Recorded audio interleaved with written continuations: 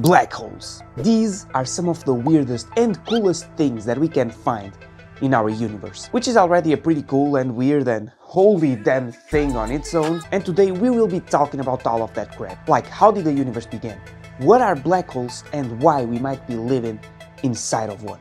Yes, you are hearing me correctly. Please help!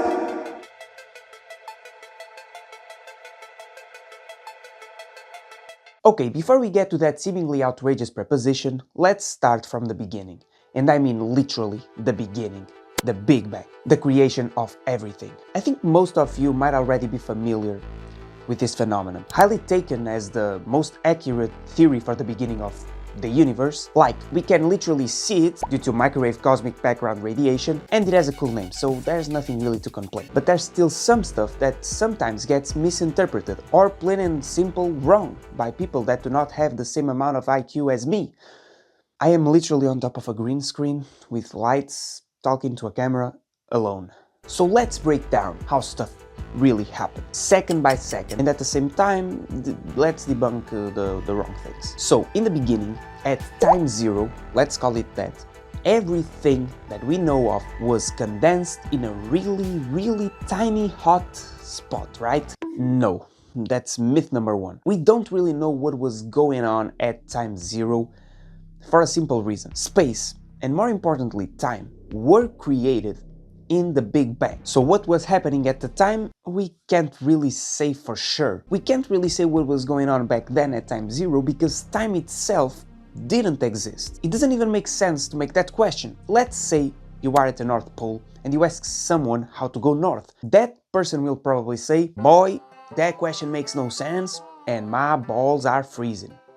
And I don't know why I'm talking like a cowboy." Because you are at the North Pole, there is no more north to go to. And the same thing can be said to time. You can't go back to time zero and before time zero because time itself didn't exist. You can't go back to before because the concept of before wasn't even real. Same thing can be said to space. No space, no matter to exist at all. I know this seems very confusing, and it's because it is. Our simple flesh minds cannot understand an existence without the concept of time or even space. But that's how it is, okay? We just gotta take it, yeah, that's the universe. But maybe later in the video this will make a little bit more sense. Well, for some not really known reason, stuff popped into existence. Matter, space, time, and it started to expand. And at 10 to the power of minus 43 seconds, the tiniest time we can measure, called the Planck time, the universe, as I said, started to expand very rapidly, something called inflation, from a spot that it is believed that was even smaller than an atom, and in only 1 second, matter and antimatter that were created started to annihilate each other. And again, for reasons that we are yet to know, at the end there was more matter than antimatter. Matter won. Yes, the universe could have ended itself right there, with no matter to exist, because it would all have been annihilated.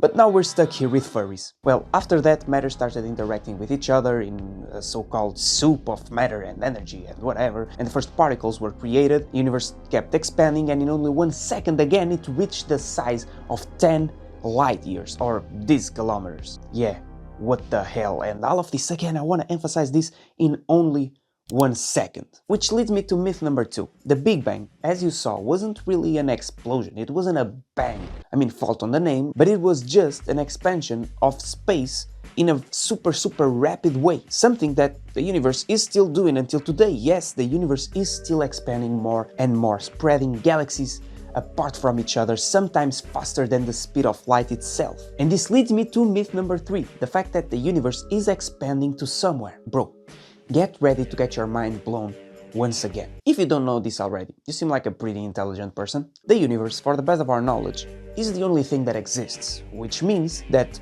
the universe isn't really expanding to anywhere. Space itself is expanding. Space is getting bigger. We are just like inflating.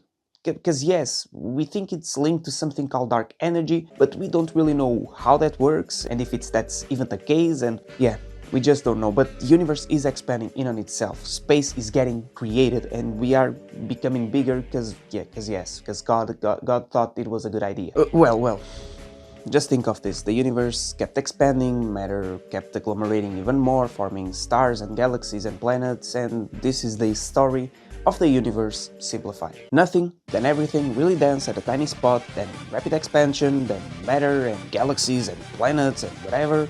And now we're here. Cool. Also, here is an image of how all of that would look. This will be important in a bit, so memorize it. Well, through billions of years, as I said, matter kept accumulating, forming all types of celestial bodies, from planets to comets to stars, and to even our little stars of today's show, black holes. So how were they created? Firstly, we gotta understand that there are three kinds of black holes. Primordial black holes, the normal ones, and the big boys in the center of our galaxies, the supermassive black holes. The first kind, the primordial ones, are just hypothetical.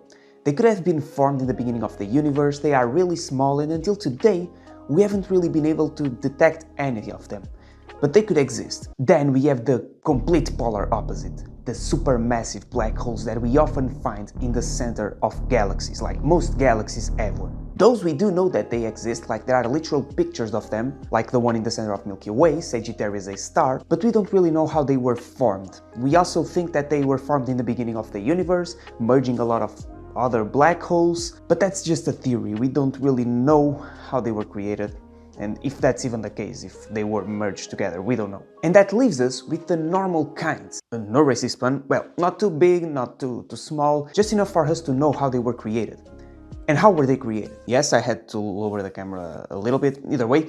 They were essentially created from stars. And since I want to do a later video talking about them, I'm just going to simplify this a bit, okay? If it's a smaller star like our sun, it turns into a red giant and then slowly transforms into a white dwarf. Many physics and maths and numbers involved, but yeah, that's how it is. If it's a bigger star, like 8 times the mass of our sun, it collapses very rapidly, it explodes, something called a supernova, and begets something on the middle named a neutron star. Pretty cool name, but they are not really important for today's video. Then, if it's a super massive star, like 20 times the mass of our sun, it will implode, explode again, supernova, and then it will collapse even more under its own weight, and we get our little boys, the black holes. Now, as I said in the intro, black holes are weird. So weird, in fact, that Stephen Hawking, in his book, Brief Answers to the Big Questions, says something. Let the car pass. Says something very cool. It is said that fact is sometimes stranger than fiction. And nowhere is that more true than in the case of black holes. But why are they weird? I am sure you already heard of the concept of spacetime, that thing that is in the backbone of our universe. Almost like a skeleton, if you may say, something that can be bent and deformed. Basically, time and space are correlated and not independent as one might think. Something called spacetime. Spacetime is relative, and it is influenced by the speed, mass, and density of objects. Let's leave the speed talk for another time. It's not important in this episode. Let's focus on the other things. So the bigger the mass and density, the bigger its effect onto the fabric of spacetime, the bigger the deformity that they can produce. Black holes are supermassive, and their density, even if counterintuitive and physically impossible, mathematically is infinite, something called the Singularities. So you can guess that that would have a pretty weird effect onto spacetime, and it does. More precisely, it bends it in a super extreme way, completely deforming that region of spacetime. But what does that mean to us? In terms of comparison, if I was on Earth, and let's say my evil twin was on space, since Earth has a mass and a density just like every single one of us, it deforms spacetime. And one of the effects of that deformity is a slower passage of time.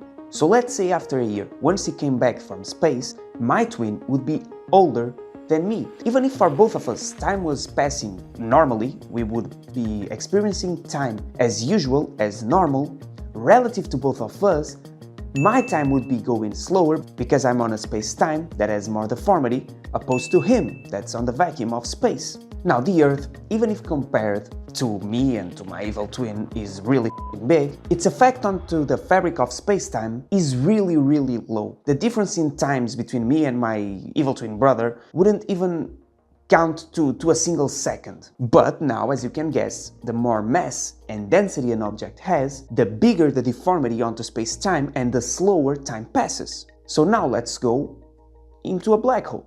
And yes, by the way, we, me, you, whatever, also has a deformity onto spacetime. So we are causing time to pass slower around us. I don't think it's even measurable, but you, dear viewer, have an impact on the world. Let's imagine I'm in space with my ship and I see a black hole and I decide to go towards it. And I don't know, Elon Musk is on the ship watching me. Well, firstly, we gotta know two concepts. I think I'm gonna get my trusty board. One, as we already discussed it, the singularity, a point of infinite density into spacetime. Here is where all the mass is condensed. Basically, once you go into a black hole, it's where everything falls in. It goes into that singularity. But now we gotta understand another thing, which is called the event horizon. The black thing that you see in space. I'm gonna try to put an image here. I'm going to put an image here. I'm not going to try. Well, this is the event horizon, and this is the singularity. This event horizon is a region in space, not something physical. This is a point where once something falls, it cannot go back, even for light. So as I got closer and closer to it, of course having in consideration that I wouldn't die from radiation, two things could happen. And I'm going to tell you the first one. If the black hole is a smaller one, like one of the smaller ones, not in the center of our galaxies, I would basically get ripped apart. If I was falling feet first into a black hole, the gravity from my feet would be so much higher than the gravity from my head that I would be thinned. I would get into a thin line of atoms, something called spaghettification. Very self-explanatory and a pretty cool name. This happens because the tidal forces of the black hole are really high in a smaller one, since once you're getting closer to a black hole, in a smaller one, you are really close to the singularity, okay? Let's say, I don't know, the black hole had 10 kilometers of event horizon. It was 10 kilometers. You are really close to that singularity, so you would get just ripped apart by all of that gravity. But this is in a smaller to average black hole. Let's talk about the supermassive black holes, okay? Whoa! Here things are a lot different. In this case, you could really pass through the event horizon of the black hole without dying. Oh, by the way, on the other black hole, you would also pass the event horizon of the black hole, but dead. Yeah, and you'd go to the singularity just like everyone else. But in this case, since the singularity is really far from the event horizon, like sometimes an event horizon of a supermassive black hole can have the size of our entire solar system. Okay, can you perceive that? Of course not, no one can. But yeah, it's really big. Well, once you got closer and closer to that event horizon, what Elon Musk would see, this time instead of you dying, would be that you would like go, and as you got closer to it, you would slow down. The closer you got, the slower you got. Also, he would never see you crossing that event horizon because you would be just stopped in time. What he would actually see is you, as you got slower, not this one, and slower in time, he'd see you stopping and turning into red until you disappeared. That's what he would see. Now for you, things were a lot more different because, as I said, time is relative. So for you, time was going completely normal, as usual. Again, for Elon Musk, he wouldn't see me in the event horizon of the black hole, like inside the event horizon, because once I'm here, light cannot go through the event horizon, as we discussed it. But for me, again, I would be okay. And yes, basically I would be stuck there forever. Since nothing can leave, I'd be there until the end of times, and Elon Musk would be waiting for me forever, because I would never leave. Well, and this happens because, as I said, the space-time deformity that these big boys cause onto space-time is so high that time just stops for an outsider. I am going to be infinitely older to whoever is outside waiting for me. And also I'm bypassing all the cool shit that you'd see, okay? There's tons of videos on YouTube explaining what you see. This video is not about that, okay? This is about me. I am the star. So what is going to happen to me inside that black hole? Well, I am going to meet that singularity. Okay, there's nothing I can do. I am going to meet that singularity. I gotta say that this is the second time that I'm recording this, so I'm very sad. But well, here on Spacetime we only know one thing. We are going to tomorrow. There's absolutely nothing you can do about it. You are going to the future. It's our destiny. We cannot stop it, and I think we can all agree on that. It being on space or Earth, time is running, and that's what it is. Oh shit. Seems fair. I mean, we've built our entire society having that into account. The sun will rise and then it settles. it is what it is. Now, in a black hole, since the space-time curvature gets deformed into essentially infinity due to its infinite density, it's like space and time switch their roles. Now, the only certain thing is that we are going to meet that singularity, that region in space. There is absolutely nothing you can do. Inside the black hole event's horizon, you are going to meet that singularity. This happens to absolutely every single thing that falls in, from matter to light itself. Since gravity is so absurd, now the only thing that you know is not that you are going to meet the tomorrow, the future, but that you are going to meet that region. But that leads to a question. Where does all of that mass and energy go? Everything that falls in gets condensed into a tiny spot of infinite density. Where the hell is all of that going? Well, interestingly enough, when solving the formulas that predicted black holes, scientists were not only able to find something that defines the black hole, but also they found something that only expels mass, a region where you cannot get inside of, opposed to a black hole, which is something that you cannot leave. They found something called a white hole. Firstly, white holes are just hypothetical. We've never seen one, not even signs that one might exist, but they are cool. And black holes were also just hypothetical until fairly recently, so... Also, they are usually linked to wormholes, but not in this video. This is about something else. Well, remember when I showed you that schematic of the Big Bang, okay? Now, look at the one that defines a black hole. That seems oddly familiar. Now invert it. Yeah, they do in fact look the same, but there's more. Like, a lot more. Let's break some brains. You remember when I said that space and time switch their roles once you're inside a black hole's event horizon? Essentially everything that fell in only had one way to go, the singularity. No turning back. Once you're in, it is your destiny. Time is happening in such a way that you are going to meet that region of infinite density in space. It is what will happen. Now, in a white hole, if we use the same logic, things would get switched again. Time and space would get into what we consider as normal again. And what does that mean? It means that the future is what you are going towards again. Now space is going to the future. There is no more turning back. You can't do anything in regards to that. You are going to tomorrow. It's a given. It's a fact. Also, as we previously said, because they are opposite in a black hole, you cannot leave. Okay, it's not possible to leave a black hole's event horizon, but in a white hole, you cannot enter. You cannot cross the event horizon of a white hole. You just can't get in it. Okay? So stick with me. Having in mind that they are opposites, if a black hole and the singularity are a region in space, maybe, just maybe, in a white hole, the singularity and the event horizon are not a region in space, but rather a moment in time. Now just fuse everything together. Why can't we cross a white hole's event horizon? Because the event horizon is not a region in space, but a moment in time. You cannot cross it because that would mean that you would have to go back to the past. You have to travel back in time, something that, for the best of our knowledge, is not possible in our reality. Also, if in a black hole the final destination is a region in space, maybe in a white hole you do not get a final destination into a singularity, but rather you're expelled from that singularity forward. You do not have a final destination in a space, but you are getting expelled from that singularity constantly. You're being pushed through time and not to a space. And all of this is really similar to what we experience here in our universe. In a reality after the Big Bang.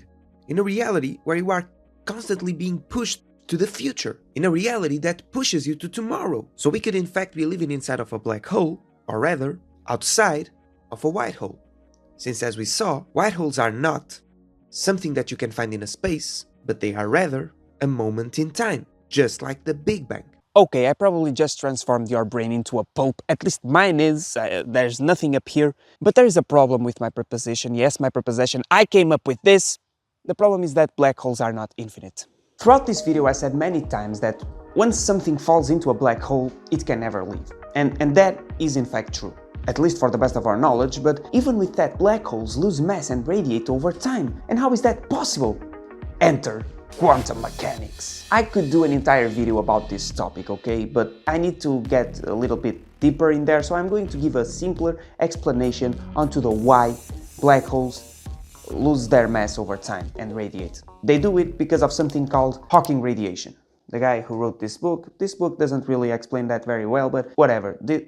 This book is cool. But how does that work? Well, essentially our universe is filled with something called quantum fields. This is basically like an ocean that rules our entire tiny world. And this basically lets there be particles. Each particle that we know of, let's say an electron, it vibrates in a way on that field. And then let's say a quark.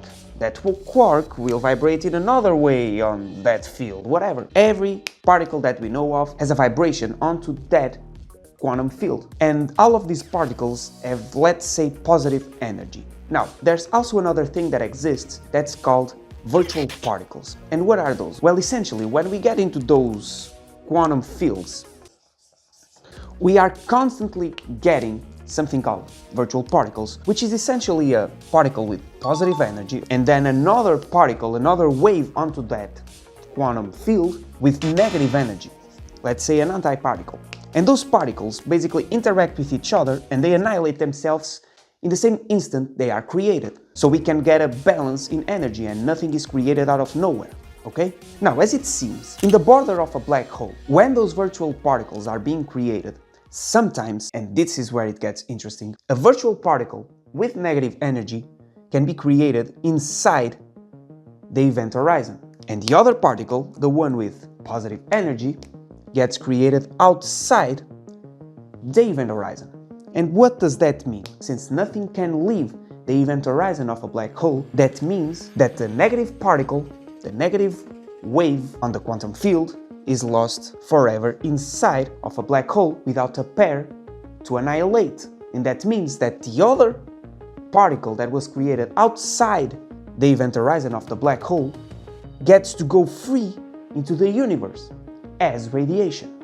Now, this leads to a question. How do they evaporate? They would just get bigger. They are getting more stuff in and then stuff comes out. How does that work? Well, remember that I said that these particles have, let's say, negative energy. They're antiparticles. So these antiparticles will essentially interact with the particles that are inside the black hole, finding a new pair and annihilating each other. So over time, black holes lose mass. Mass is annihilated inside of them because of the relation between particles and antiparticles, and particles that were created outside the event horizon get expelled to the universe as radiation. And this is very important because nothing is being created here. Matter is being destroyed here and nothing is getting destroyed because something is coming out the other end.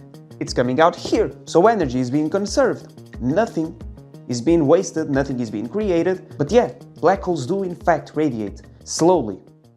Very slowly actually, like trillions and trillions and gazillions of years, but they evaporate. One time in the future, all black holes will just be completely dead. Nothing will be there. It will have net zero energy. It will be a dead black hole with nothing there because everything was radiated. And yeah, it's basically that. So this could in fact prove that white holes are not real and that a universe could have not been formed inside of a black hole because they eventually stop existing. But that could be exactly the reason why I think that black holes or white holes could be linked into the creation of new universes. But for that, we gotta understand what shape is our universe and how it will end. So, our universe has, for the best of our knowledge, 3 possible shapes, and those shapes dictate how the universe will end. I will give a simpler explanation to get into my conclusion, and if you want to learn more about this, check videos on YouTube or go read about it. Yeah, well, whatever. If we add all the matter and dark matter, something that holds galaxies together, for the best of our knowledge, and all the dark energy, something that makes the universe expand, for the best of our knowledge, we get 3 possible shapes and 3 possible outcomes for our universe. 1, the universe expands forever until it rips everything apart, the big rip. It has the shape of a saddle and it has a negative curve onto spacetime. 2, the universe eventually stops expanding and it collapses.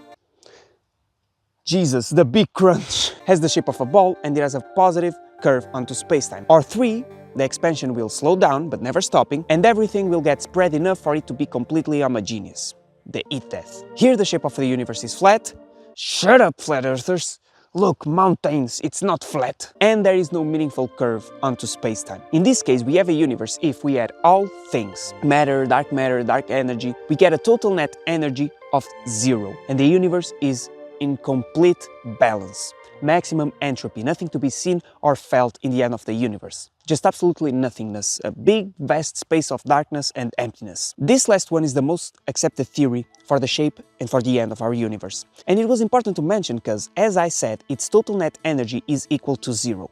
But why is that important? If the universe has, for the best of our knowledge, zero energy, that would mean that the Big Bang and the universe could really have just popped into existence. For no apparent reason, from nothing, since a state of non-existence has intuitively zero energy. I mean, zero equals zero, brother. But I'll let Neil deGrasse Tyson explain this one. You can create the entire universe out of nothing because nothing has no net energy associated with it. Had the universe been endowed with either negative or positive energy, we'd be forced to confront the questions of what was the original source of energy that begat the universe. And if it had some amount of energy, why is it that amount and not some other amount? The fact that we live in a zero energy universe bypasses that line of questioning. Yeah, we could just be nothing. Who's gonna say otherwise? It makes sense, but we are not over. Following this path, we know that black holes evaporate, and slowly over time, a system that had net positive energy gets into net zero energy, just like our universe. And in my opinion, and I'm being completely unscientific, okay, I'm just spitting words, I am not God, I'm just a weird guy in the mountains saying a philosophical statement, okay? But I don't think it is completely outrageous to say that once a black hole evaporates for good and that system gets to net zero energy, we get a completely new universe somewhere else, with all the mass and energy that fell in the black hole, also with net zero energy, that, for some reason that we are yet to know, conveniently popped into existence, from nowhere, from nothing, just like ours. Also, that would mean that inside every black hole in our universe, there could eventually be new universes with more black holes and more universes and more black holes and more universes. And yeah. Thanks for watching. Don't forget to like and subscribe if you like the video and if you like this vista. And also watch this video. It's cool. I bet you'll like it. You're the cool person. Peace, cool person with a very likely existential crisis.